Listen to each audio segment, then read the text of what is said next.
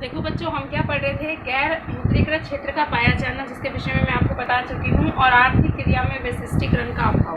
यानी कि हमारी आर्थिक क्रिया पिछड़े देशों में बहुत सी व्यक्तियों का व्यवसाय सुनिश्चित हो नहीं होता। जैसे हम कोई कार्य कर रहे हैं तो हम सोचते हैं क्यों ना कोई पार्ट टाइम भी काम कर ले ताकि हमें वहाँ से भी इनकम हो जाए।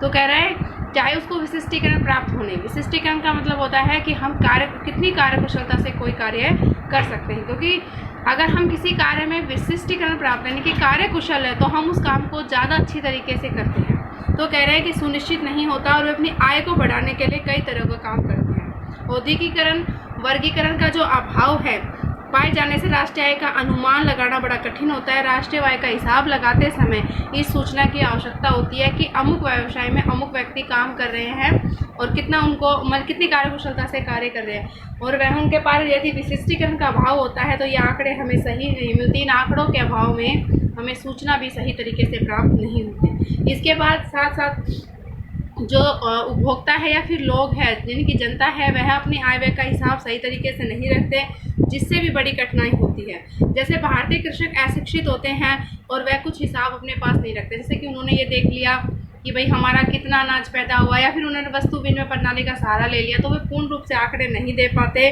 और मात्रा व मूल्य का अनुमान लगाने में बड़े कठिनाई होते हैं, जिसके कारण भी हमें विश्वसनीय आंकड़े प्राप्त नहीं होते, और आंकड़े प्राप्त होते हैं वो भी अपूर्ण और अधूरे होते हैं।